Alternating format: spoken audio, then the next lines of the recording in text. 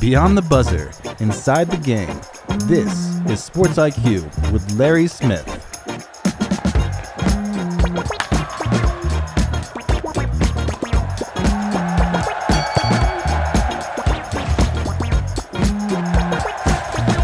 Hard to believe it's the change of the calendar. 2025 gone, 2026 we say hello.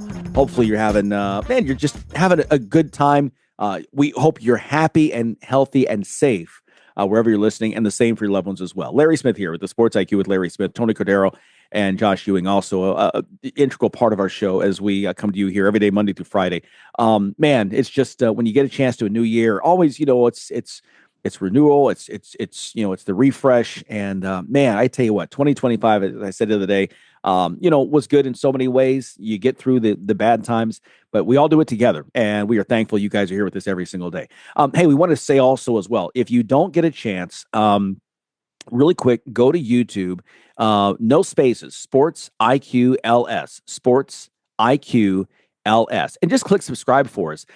We do our moment of awe in there, and we want to say thank you. We passed over the weekend 100,000 views in about 6 months' time. So we say thank you for that, and we don't do any advertising. We're just all word of mouth. So tell your friends. Be sure to check this out here. The radio show, of course, several places across the country. It's also on podcast, Spotify, Apple, and we're on YouTube as well. You also can find the shows, archives of our shows on there as well. The great interview mentioned we did with Matt Morrison and about his late daughter. Just a touching story, a dad's tale of his daughter's courage. The Maren Morrison story. You can check that out. Touch the Maren Morrison story. That interview also is on there as well. So lots of good stuff as we get into the new year. We've got Zach Neel coming up here as we get ready for college football playoffs. The Oregon Ducks, of course, taking on Texas Tech in the Orange Bowl. And so Zach, good friend of the show, he'll talk a little duck talk with us. He'll talk like a duck, maybe. I don't know. We convince him. Maybe he will. No, Zach's a great guy, and we're happy to have his insights as we get ready to move forward here in the college football playoff here in these days. And we'll have a full recap, by the way, on Friday. We'll hear from the coaches and look ahead to the semifinals as well. That's coming up on Friday's show. Let's very quickly here. We always start the show with headlines. We thought we would, with this, considering we're here at the changing the calendar, we would turn the page from 2025 to 2026 and kick off this show with a look back at some of the things we learned in 2025. If you're looking for bowl winners right now in this bowl season, how about the Big Ten? The nation's longest current bowl winning streak by one team, Minnesota. And we'll talk more about Minnesota here in the coming days as well. Some interesting stuff that's come out about this program. 9 straight bowl wins, including this year's 2017 win over New Mexico in the Rate Bowl. Illinois, with their win Tuesday night in the Music City Bowl in Nashville over Tennessee, that upped the conference record to 5-0. By the way, the Illini, the first time in program history that the Illini have won 9 games in back-to-back seasons. If it weren't for Indiana, Illinois would be like the story of the Big Ten right now. Indiana, though, deserves the headlines. What a job for Brett Bielema, also becoming the first coach in Illinois history to win bowl games in back-to-back years. It had never happened before by one coach, and a great comeback there. Luke Altmaier finishing his career, the former Ole Miss transfer, boasted later about he's so glad to play in the best conference in America in the last 3 years, the Big Ten over the SEC. We'll have more conversation about that as well, because let's see how these games come out here over these in these quarterfinals. Of course, the newcomers to the Big Ten, it's USC, who became the first Big Ten team to lose a bowl game. 30-27 overtime loss to TCU. So if you're keeping score at home, by the way, Lincoln Riley's bowl record as head coach at Oklahoma and now with the Trojans, just 3-5. We also learned that SGA is one heck of a player. The NBA's most valuable player led his Thunder to the NBA title in June and has the team rolling again this year. We also learned to never count out the Las Vegas Aces of the WNBA. The Aces at one time were just 11-11 and in danger of not even making the playoffs this year. But Asia Wilson showed why she is a 4-time league MVP, the first ever in WNBA history, as she carried the team not only to the playoffs, but also to a win in the league finals as they swept Phoenix in 4 games, the first best-of-7 series in WNBA history. Again, Wilson also was named the finals MVP. The Dodgers showed they were the new bully on the Major League Baseball block. They spent more money on after-season taxes than half the MLB team spend on total payroll, and they came back to defeat Toronto with a 7-game thriller of a World Series. The Dodgers, the first Major League Baseball team with back-to-back titles since the 2000 season. The NHL also had a back-to-back winner. The Florida Panthers, led by Cup's Finals MVP Sam Bennett, who tallied 15 goals in the Panthers' playoff run, defeated Edmonton for the second straight year in the finals, 4-2. The Chiefs tried to give the NFL their first ever three-peat in the Super Bowl, but the Eagles showed that once again, defense wins titles in the NFL as they just thrashed Kansas City in the Super Bowl 40-22.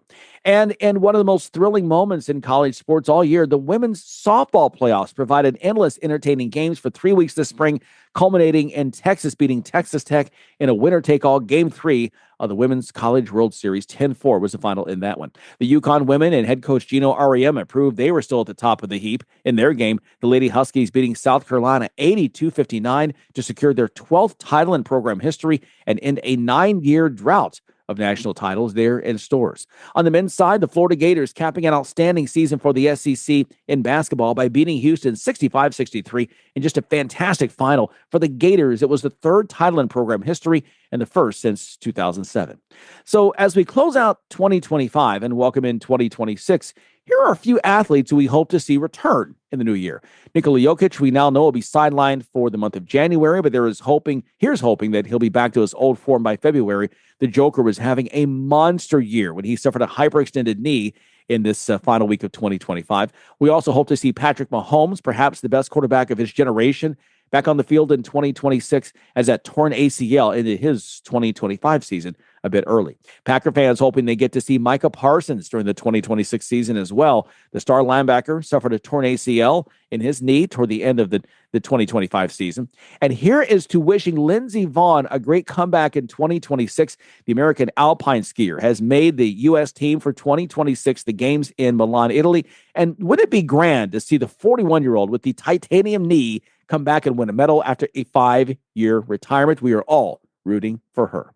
Okay, producer Tony has our first guest. Well, of course, bowl season is in high form as we count down the days to the college football quarterfinals. One of the games of interest, the one that I find really one of the most interesting, is the Orange Bowl down in Miami, slated for Thursday, New Year's Day at noon. Number 5, Oregon. Number 4, Texas Tech. We're lucky enough to be joined by Zach Neel. He is the USA Today beat writer for the Oregon Ducks. Zach, thank you so much for taking some time out and joining us today. Yeah, my pleasure. Thanks. It's always for having me. It should be an interesting matchup down there in Miami between the Ducks and the Red Raiders. Oregon has looked good all along. They looked really good in that first round matchup, taking care of and dispatching James Madison. What did you see in that game that you liked? It was a team that seemed very well prepared. I mean, the topic in Eugene all year, all December, I guess, has been about that break. You know, last year, that 3.5, 4-week layoff before the Rose Bowl, that hurt this team. I mean, they didn't know how to prepare for that. I don't think many teams in the nation would know how to prepare for that time off. So they were happy to have less time off this year. They still had 3 weeks, which is not nothing. But they changed their schedule. And so they kind of adapted to make sure that they would be ready for this first game and now ready for the quarterfinals if they won that as well. So they looked good. The offense looked fantastic. I know there's a lot of consternation about how the game finished because the defense gave up a lot of points and yards in the second half, and they didn't play quote unquote to their standard, as they say. But I think that kind of has created the perfect storm because you have a team that knocked the rust off, looked pretty good doing it, and is also still pretty pissed off that they didn't play how they wanted to. So it's a pretty good storm going down to Miami. Yeah, what I liked when I looked at that game, watching it unfold, was I think Oregon had 21 points off of like 12 offensive plays to start, and that just set the whole ball in motion from there. Yeah, the offense was just clicking like from the get-go. That was one of those games where you kind of thought that, you know, midway through the third quarter or early in the fourth quarter, they would pull some of those offensive starters. They left a lot of them in because they simply weren't getting that many reps. They were scoring in 4 to 5 plays every drive. So it's like they kept them in because they wanted to make sure they were getting those reps and getting that I don't want to say practice because it was a major playoff game, but just getting out there and knocking that rust off. So, yeah, they were very efficient, very explosive. It was a lot of fun to watch. As I've read a little bit more after that game and getting ready for this game, Dante Moore seems to be very focused. He seems to be hyper focused into what his job is, what he needs to do, distributing that ball, taking care of the ball. How's he been looking so far getting ready for this matchup? I think focused is the right word. There's been another conversation or topic about what he's going to do after this year, whether it's come back to Oregon for another year or go to the NFL draft, where he would likely be one of the top 5-10 picks, whatever you want to call it, one of the first quarterbacks off the board. We've asked him several times, asked his coaches several times about what he's thinking about doing, and every time, I mean, as they're going to say usually, but they say, he's not thinking about that at all. Because the moment you stop thinking about what's in front of you in this game, that's when you lose. So I think that he's dead set on this game. They know that this is a massive opportunity in front of them. This is what a lot of people play their entire careers for, a chance like this. So yes, he's very focused. He knows that he's got a really, really good Texas Tech defense coming up that he's going to have to kind of decipher and figure out how to find success against. So yeah, I think he's locked in. Those Red Raiders are very physical in both lines, both the offensive and defensive line, that front seven of the defense. How do you foresee Oregon kind of trying to attack that defensive front coming into this ball game? Yeah, I think it's going to be a lot of, making sure that the edges can't beat you. I mean, David Bailey is one of the best edge rushers in the nation for sure. Oregon's had experience with him back when he was at Stanford too. So they know that they're going to have their hands full with everything on this defensive front. And then you've got, two of the best linebackers, probably one of the best linebacker corps in the nation at Tech as well. So there's a lot to deal with in that front seven for sure. But then you've also got Oregon's offensive line, who is, I think the best in the nation. They didn't get the Joe Moore Award. I know that there's been some conversation this past week that they thought they were very deserving of the Joe Moore Award. There's a bit of a chip on their shoulder that they did not get that because they thought they should have. They've got something to prove. I think that that's another thing where it's like, all right, it's maybe not a bad thing that they lost that, because now they're angry and they want to show people that they deserve that. So it'll be a really good matchup in that front seven in the trenches on both sides of the ball, because these are two very physical teams, very talented teams. What do you think Dan Lanning learned that he's able to take from last year and what happened at the end and transformed it into this year in the regular season and now into the postseason with this team? Yeah, it's about peaking at the right time, I think, and just making sure that you want to be playing your best football right now. We talked about the time off already.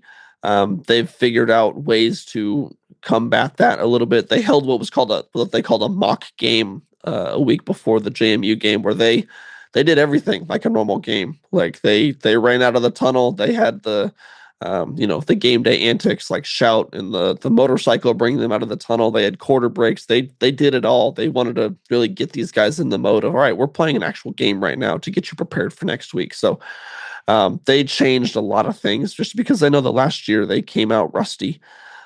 They came out, and it would be one thing to come out rusty against a James Madison team where it's, okay, but coming out rusty against Ohio State, that's a different animal. So I think they feel better prepared now. They feel like they're in the rhythm of everything. We talked to them yesterday, which was Sunday. Sorry, it's the time between Christmas and New Year's. No one knows what day it is.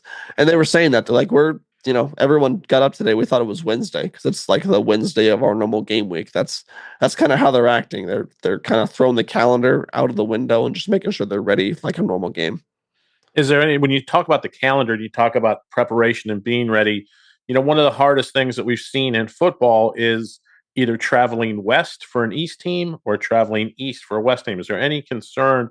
How are they going to handle having a noon kickoff on the East Coast? That'll be interesting. That's earlier than, they've played one, maybe two 9 a.m. kicks so far this year. I know at least one against Northwestern. What they've said this week, we've asked them about this. They said, we practice at 9 a.m. every day. So it's like they're kind of used to getting up and playing at that point. Of course, practice is not always a game scenario. They often say their practices are much harder than the games. They try and make them that way, but they're used to getting up and getting, in the mode at this point. it's going to be, maybe different with the weather and just the travel and everything. I know they're traveling today, so and the time change. So those are some variables for sure, but I think they're well prepared for it. And Oregon has one of the best tight ends in the country, if not the best tight end in the country. How do they use him to exploit certain things in that Texas Tech defense? I would actually correct you. I think they have the best tight end duo in the country. I mean, Kenyon Okay. Sadiq is, I think, the best tight end in the country. And then you've also got Jamari Johnson, who, if you were to go down the list of best tight ends in the country, I don't think he's worse than 10.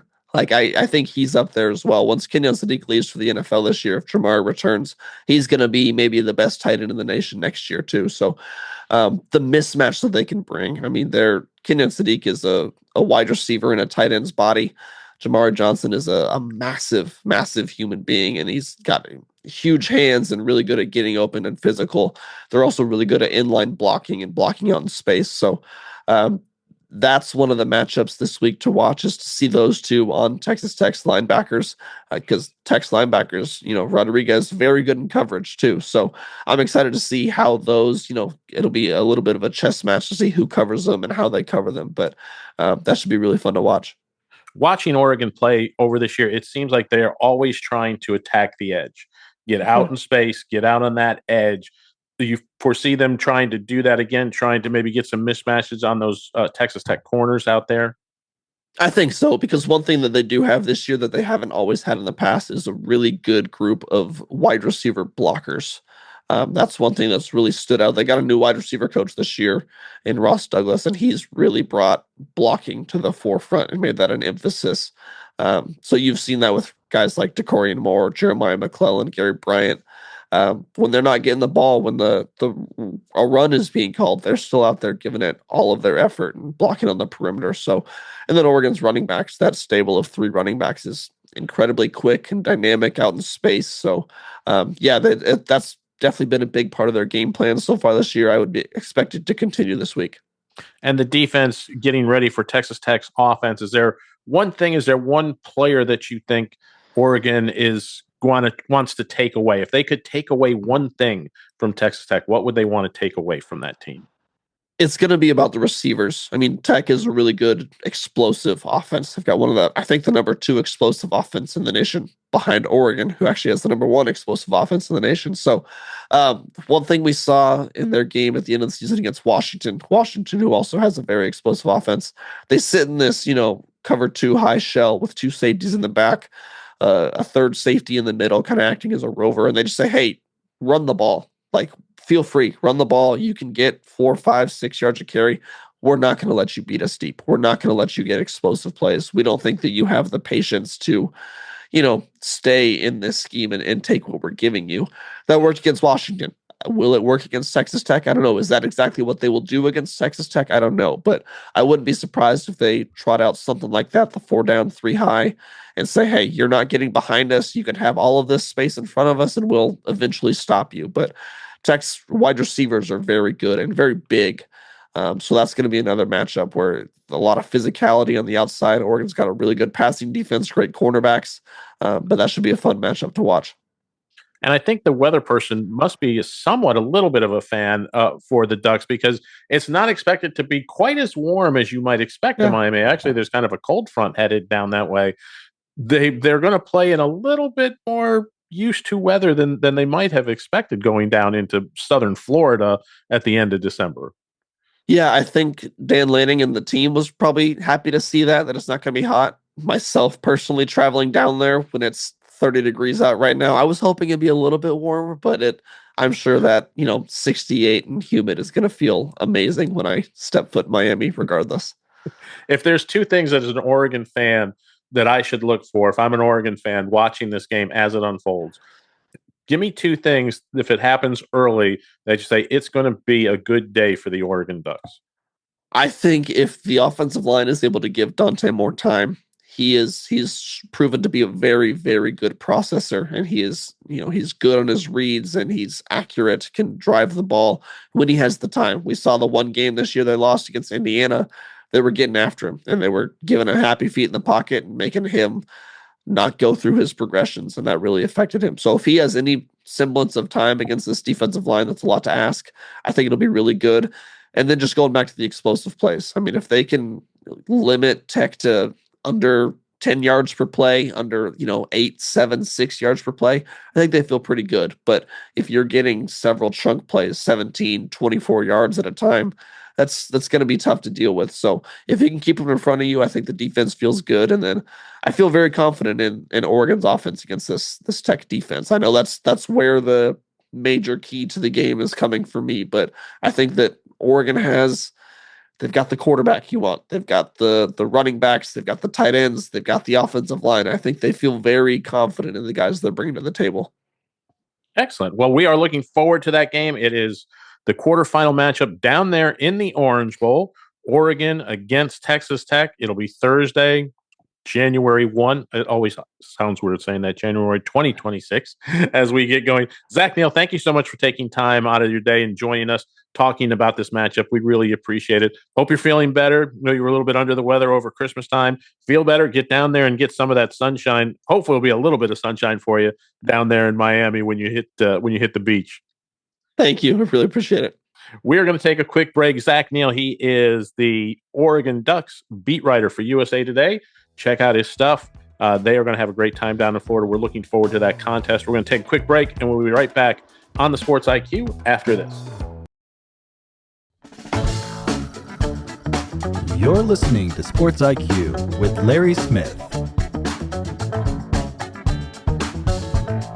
One story we're going to get into a lot deeper next week, but certainly want to touch on it now since everyone's talking about it, is the issue of eligibility among NCAA basketball players. And it came to light a few days ago when Baylor signed a player named James Nagy. Now, you may or may not have heard of him. He's 22 years old. He was the 31st overall pick, or if you're keeping score at home, the first pick of the second round of the draft.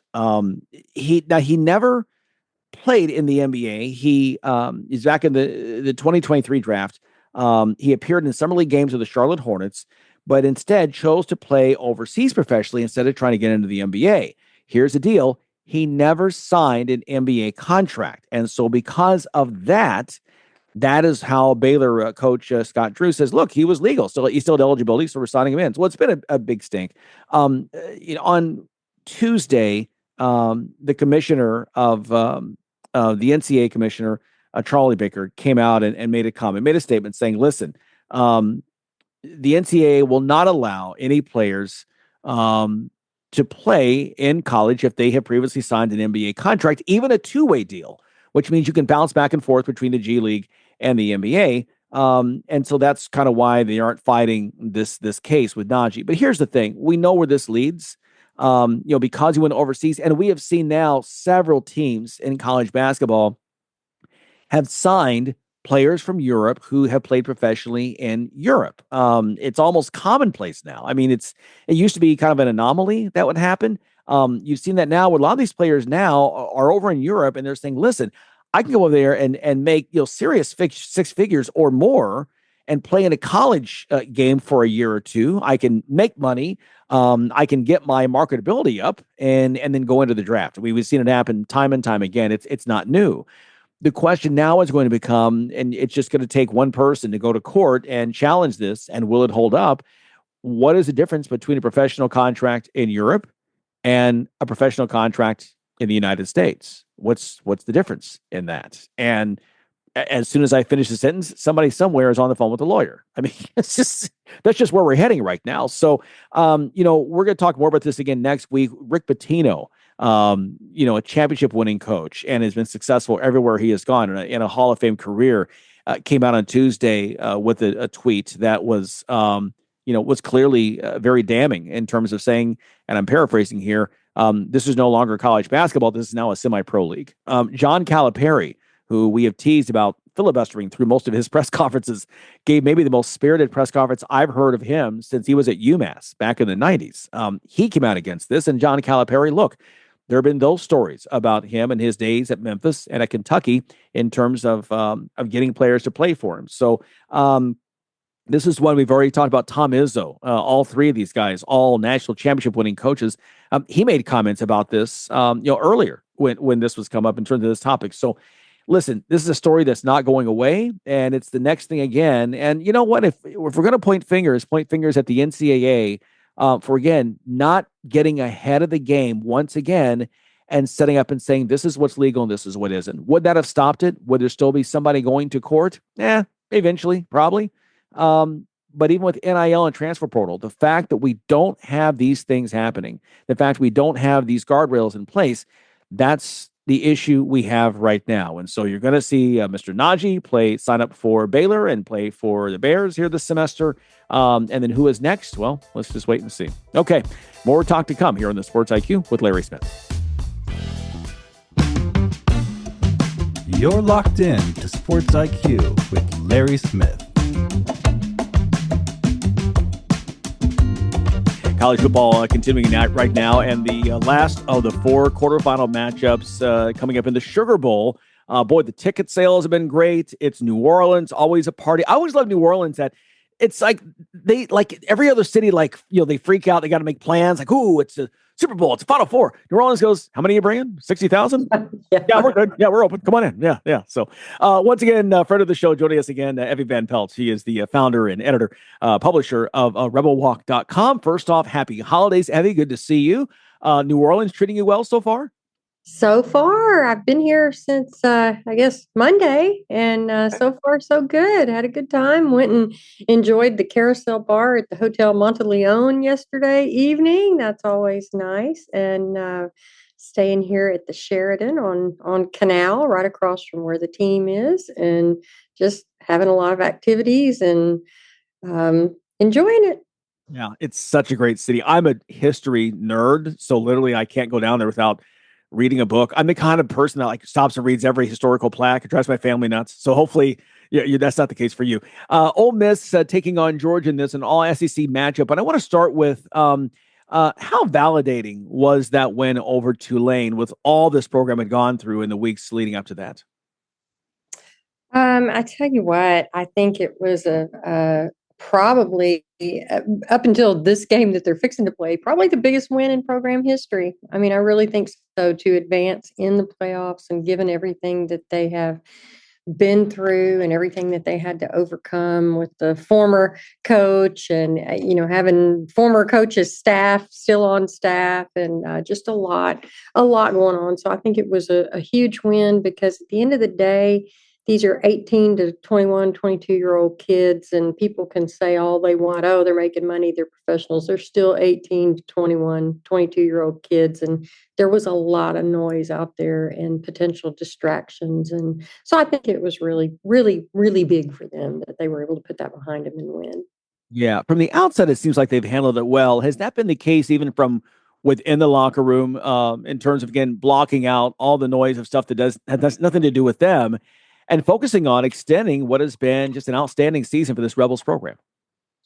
Yeah, we had a chance. They had the way they do the interviews here. It's really interesting. They had a Sugar Bowl media day yesterday, and they had, of course, Coach Golding, and then like 8 of the top players that you would think: Trinidad, Chambliss, Kewan Lacey, those guys. And but then they also, for the first time in a bowl that I've covered, they brought in 50 players. And they had 50 additional players on the team, and they had them made available at round tables where you could go and talk to them. And it was really an opportunity to kind of put your finger on the pulse of those guys, because a lot of those guys you never get to talk to. And but I will tell you, there was they were finally able, I think, to kind of talk a little more about the situation of how the former coach left, and they weren't pleased with it. I mean, they understand, like a lot of fans, that you don't want to deny a guy a chance to go someplace that he wants to go, but just the whole way it was done. And, the way he left. And there were a lot of those guys that were not happy about that. But beyond that, every single one I asked, they're so excited to get to play Georgia again. Will Eccles, big defensive lineman, fantastic. I think he'll end up being a first-round draft pick at some point down the line. But told me, I've been wanting a rematch since that game ended, and so I think that they're all excited about it. Talking here with Evie Van Pelt, once again of rebelwalk.com, as Ole Miss gets ready to take on Georgia in the Sugar Bowl. And I think that's one thing that, first off, the former coach, whose name we won't mention, has had a history of nasty divorces. It's just never, like, I've already predicted, like, well, one, he's not going to be there 7 years. Number two, it's going to be a weird, ugly thing when he leaves there too. It's just what he does. Giving him credit for what he's done for this program, I think, again, I give credit to, like I said, the coaches as well. You've got, like you said, you have a number of coaches who are going to be leaving to go to the next school already, but they've agreed to stay and coach through the playoffs. It's an unusual arrangement. We've seen other coaches that they said ahead of time, listen, I'll come take your job, but I got to finish this first. He chose not to do that, but I give, it seems, I think, again, for the continuity of the program, for the best, the very best involving the student athletes, it's great that these coaches have said, listen, we'll come together for these final few weeks and make sure that we all together are the very best before this certain group, leaves to go on to the next thing. Right. And I think, pretty much a lot of the offensive staff were the ones that left. None of the defensive staff left except for Lane's brother, Chris Giffen. But offensively, it was huge to get Charlie Weiss to come back and be the offensive coordinator for this game. And they've got running back coach, wide receivers coach, and such. Now, there is some thought, were Ole Miss to win against Georgia Thursday and advance on, how long is Lane going to be okay with his offensive coordinator being here coaching Ole Miss? Now, that being said, we talked to Charlie yesterday, and he said he's coaching them. He is coaching them as long as they're in it. He's coaching them. So, I think for the position coaches who are the closest to the players, let's face it, the head coach isn't the closest to the players. Their position coaches are. And I think that that's what matters. And I think he's probably really, wants what's best for them. Charlie does, and the assistants who have stayed. Yeah. What's next after the playoffs right now? Is Golding been named the permanent coach? Is he still interim? What's the status of that? Yeah, he was actually named when it was announced that Lane was gone. They introduced Golding, and that was the big thing. Actually, one of my writers broke the news that he was head coach, not interim head coach. He was named head coach. So I think a lot of people thought either Pete or quarterbacks coach Joe Judge, who used to be the head coach of the New York Giants, would be an interim coach. So right from the get-go, the athletic director named Pete, permanent head coach. So, and the players were really, really happy about that. I think Ole Miss fans who, have been around a long time think, everybody really likes Pete Golding. They didn't want it to be like a Matt Luke situation. Matt Luke was a great guy, but he was an offensive line coach at the time. He wasn't a coordinator, and I'm not sure he was ready for that. It's a big jump. But as Pete, has reminded people, he said, I was Nick Saban's defensive coordinator for 5 years and won 2 national championships and has won at the D2 level. And so I think Pete's very, very experienced. Yeah. Good move there for Ole Miss. What do you think, before we move on to the actual game itself, what do you think that the administration there at Ole Miss, possibly other ADs around the country, have maybe learned about this situation? And will it bring about the change in the way that future contracts or agreements are drawn up? Yeah, it's a good question. I almost think that, there's just not any, I don't even know how you would draw up the contract, because if it's it's one thing if you're John Summerall at Tulane and you're leaving and you're going to, a Power 4 school in Florida, and you're not, you're probably not going to be poaching guys from it's just probably not going to be quite the same. Whereas, LSU is not only obviously in the same conference, they're Ole Miss's permanent rival, in the way that they've lined up the schedules. And so I just think there was no way that you could have LSU's sitting head coach be your coach during the playoffs. And so I think it would have to be a change in the calendar. It would have to be, now we've got the portal opens, Ole Miss plays Thursday, the portal opens January 2nd on Friday, and will run through the 16th of January. So you've got 2 weeks of now, you've got coaches, if they're still in the playoffs, how are you recruiting? How are you? So I just think that there's just going to have to be some sort of a change, some sort of a rule. I personally thought during the whole Ole Miss LSU thing, it got so crazy. You had that National Signing Day in December, and I felt like maybe the SEC commissioner should have gotten involved and just either said, "Okay, look, we need a decision here."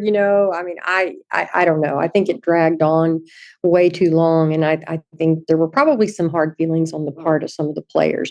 That being said, they're very, very, very businesslike. When they say keep the main thing, they're very good at it. And one thing I think I would want people to know about this year's team, as opposed to last year's team, had the roster of a lifetime and just incredible. I mean, those Walter Nolan, JJ Pegues, Jackson Dart, I mean, all those guys, and they didn't win. They didn't make the playoffs. This year's team doesn't have maybe the star power, but they are tough. They are mentally tough, and they are, we've seen it all season long. I mean, they had a player die at the beginning of the season in a shootout, and so I think that they really came together early on, and it's serving them well.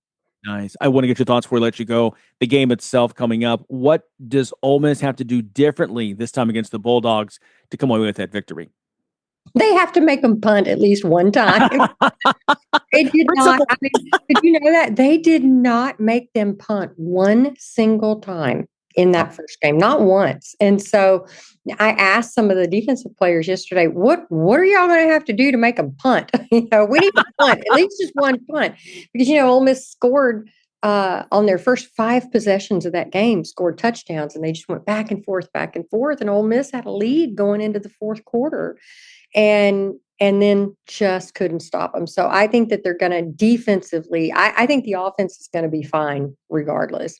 Keywan's a little banged up from the Tulane game, but I think he'll be fine. And as long as you got number 6 back there at quarterback, I think offense is fine. Defense going to have to communicate. They're going to have to really focus on their keys. These are all things that they told me, but communicate. And they're looking forward to an opportunity to redeem themselves, because there's no defense in the country that wants to have that we didn't force one punt tag put on them.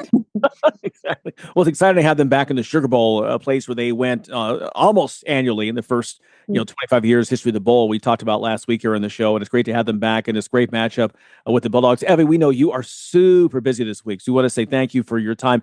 Happy New Year as always, and hopefully we get to talk many times in 2026. Okay. Thank you, Larry. Thank you, Tony. I appreciate y'all having me on. Awesome. Okay, thanks so much. Enjoy the game. Evie Van Pelt joining us once again. She is the founder and publisher of RebelWalk.com and joining us from New Orleans ahead of the Ole Miss Georgia matchup and the Sugar Bowl, the 4th of the 4 quarterfinal matchups here in the college football playoff. All right, stay with us. More to come after this.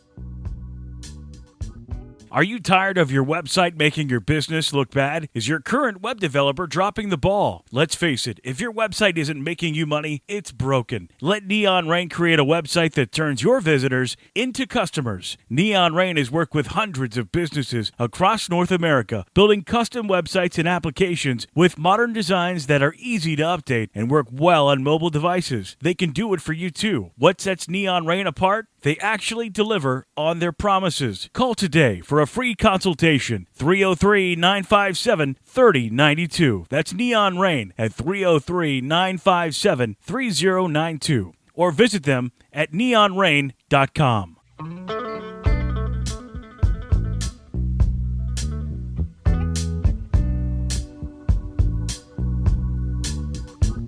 We were talking earlier about Minnesota, 9 straight bowl wins, and producer Tony, a really neat thing I saw. It was very intriguing that people are doing some comparisons on social media, and I kind of went back and followed this. The first one I saw was someone compared the last 5 years LSU against Minnesota, and their records were incredibly similar, and yet one team had been ranked like 42 weeks, and one was 1. And it talked about where the SEC they have a couple of advantages. You and I have talked about this. One, you've got 8 teams in the preseason top 25. And once you're in, it's hard to fall out because you're not playing anybody usually of consequence that would knock you out. So you're staying ranked. And then the other thing is you've got ESPN. They're, hip deep in with the SEC and not with the Big Ten or other programs, other conferences. And that gives the SEC a huge advantage.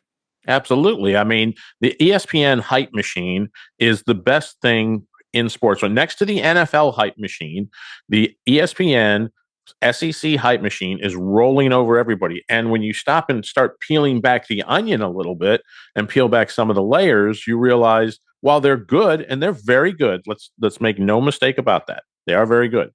They are not as great as some people make them out to be. They are not the be all end all of college football. There are plenty of good programs, plenty of good conferences out there, and we're seeing that kind of play out in this bowl season. Yeah. Well, and I think there's that 9-year run, right, that was kicked off by Florida when they upset Ohio State in the 07 BCS in Phoenix. That kicked off that 9-year run that, Florida and Auburn and Alabama comes in and LSU, where those teams dominated. Nick Saban continues it. They're always around. Georgia comes in later, wins a couple of titles. And so you've got all of that's there. But to your point, things have changed now with NIL and the transfer portal. And I think right now that if it hasn't swung back the other way, it's at least back level. We've had back-to-back, Big Ten back champions national champions coming out of the Big Ten, and then you have again, the favorite here in terms of for this year. I just think that it's look, if you get a Big Ten champion for a third year in a row, and you just had a Heisman winner for the first time since 2006, Troy Smith, who lost in that game back in 07 to Florida, the Ohio State quarterback. I think you make an argument that the pendulum has swung back the other way to where the Big Ten is now the beast. Absolutely. I mean, the Big Ten teams, granted, and part of it they say, Larry, is, well, there's not as much depth throughout the Big Ten. Well, is that true about depth? When you take a look, the comparison you just showed with Minnesota and LSU in the last 5 seasons, is LSU that much better than Minnesota? Right. Not really. Not when you look at what happens on paper, not when you look at the records, not when you look at all the results. LSU is no more than a middle of the road Big Ten team. However, due to the SEC hype machine, they're always considered, one of the great programs in college football. And, they're probably ranked 5 to 7 spots in the preseason higher than they should be going in, just simply because of that hype machine. Everybody wants to get on Notre Dame and, everybody, puts Notre Dame up early and they don't deserve it. There's a lot of SEC teams that get put in that poll early on that don't deserve it and haven't earned it. Absolutely. I can't argue with that at all. Now, I will say this. I don't think the Big Ten today is as deep as the SEC, but I also will say that gap is closing. When you have teams right now, we've talked about, Indiana and what they're doing, Curt Cignetti, which is, again, like I said, I go back to my experience as a kid in Division II with Eastern Illinois and Daryl Mudra. I can't recall a team being that bad to being that good overnight. And that's what Cignetti has done. You never see that. We've talked about with the Illinois, with what they've done in Brett Bielema, first time ever back-to-back 9-win seasons. There were fans disappointed because they didn't make the playoff. Illinois football at a 12-team playoff? Come on, what are you smoking? But that's the expectations that Bielema has changed in a short amount of time. And so you have 2 programs like that, coming in. Nebraska is back on the up. USC is competitive again after years of being, just above average. It's a deeper conference now than what it was. Obviously, we know Oregon, Penn State will be back. Michigan, Ohio State are always Michigan, Ohio State. So, I think it's one. Northwestern is not a team you think about. They've won 6 bowl games in a row. Northwestern, so I think it's one where, to your point, it's. I grew up in the Big Ten. Admittedly, I lived most of my adult life in the SEC country. I still live in the SEC country. I think it's an outstanding conference. I'm not trying to take anything away from them. But I think you're right. Those that kind of say, it means more and it's just better. Like we said at the top of the show, look at just the bowl games. The Big Ten's going out and winning their bowl games, and the SEC has not. Right. The SEC is struggling in their bowl games, and some of that is maybe they lose focus. Maybe they don't care. Maybe more players are entering the portal. Who knows? Everybody has portal issues coming in. Look at that Penn State Clemson game. Penn State had just as many people back out and not want to play as Clemson did, but they managed it better. They might have been a little deeper team than Clemson was and came away with it. Yeah, it's the Pinstripe Bowl, but it is what it is. They finished their season on a high note, getting ready for 2026. And I think you've got to look at everything from top to bottom. Look, everybody talks about Florida. Well, Florida was a 5-8 team. To say, well, it's Florida, you beat Florida. you beat a 5-8 team or 5-7, whatever they were. They're still a sub 500 team. Yeah. And you talk about, Alabama gets credit for this loss to FSU, in the first week of the season. Well, it's FSU. They were 5-7. And really after that first week, they weren't any good at all. They managed to win some games.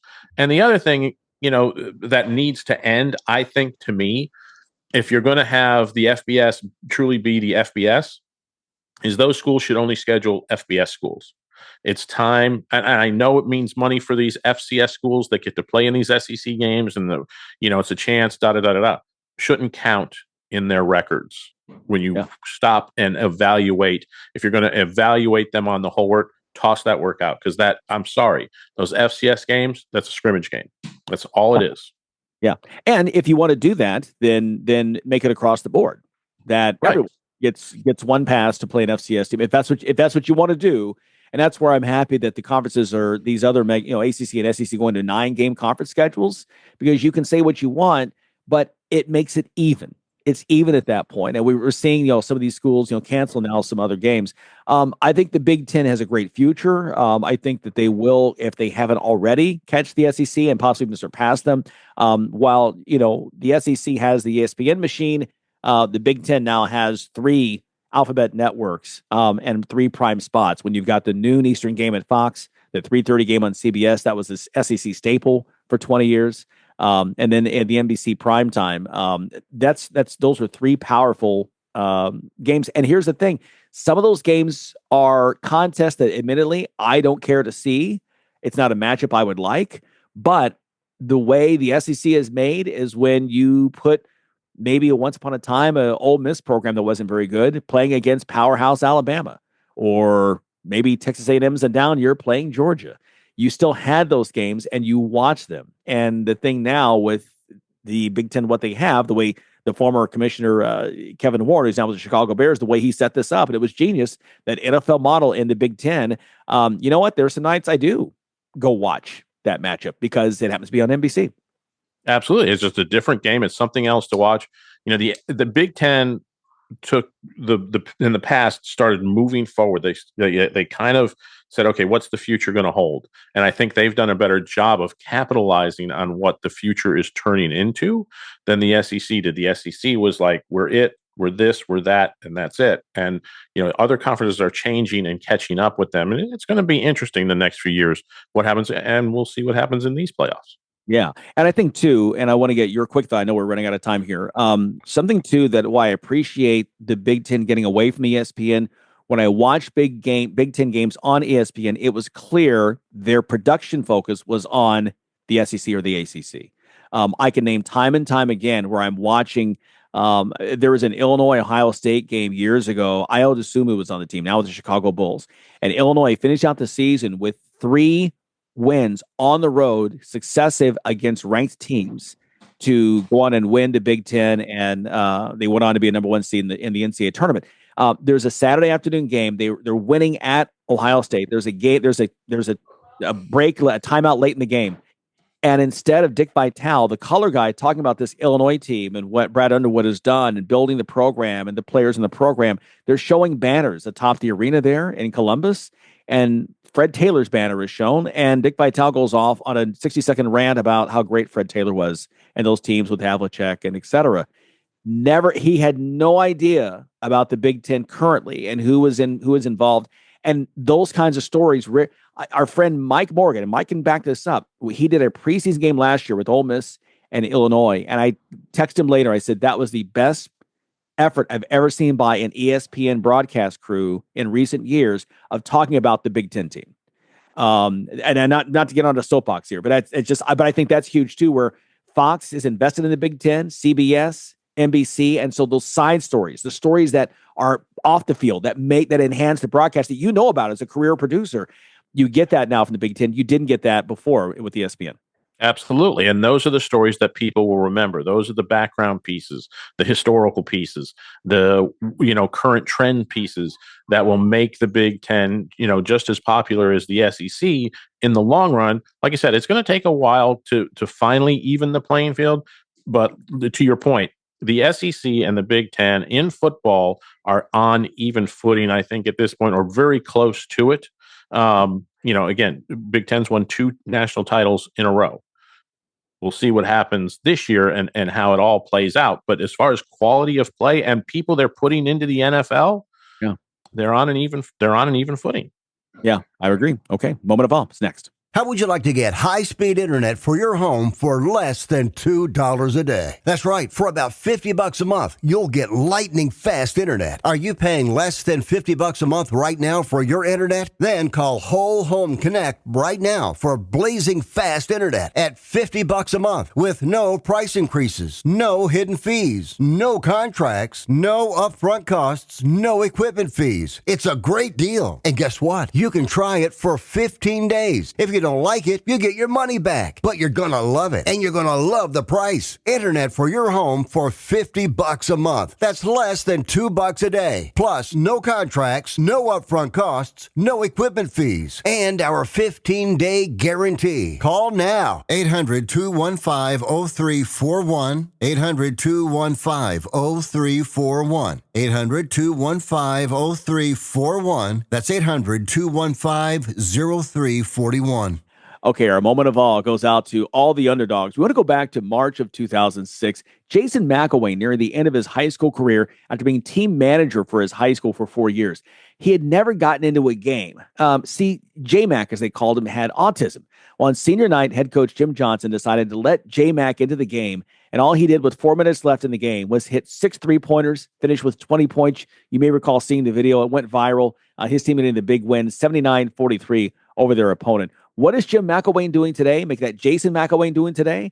Well, he is now a motivational speaker and talking about living with autism. So to all the J-Macs out there, this moment of awe is for you. Okay, let's make this a safe holiday week. Thanks again to our guest stopping by. We thank you as always as well. We'll see you tomorrow here on the Sports IQ. Thanks for listening to Sports IQ with Larry Smith, Monday through Friday. Continue the conversation at Sports IQ LS. We'll see you next time.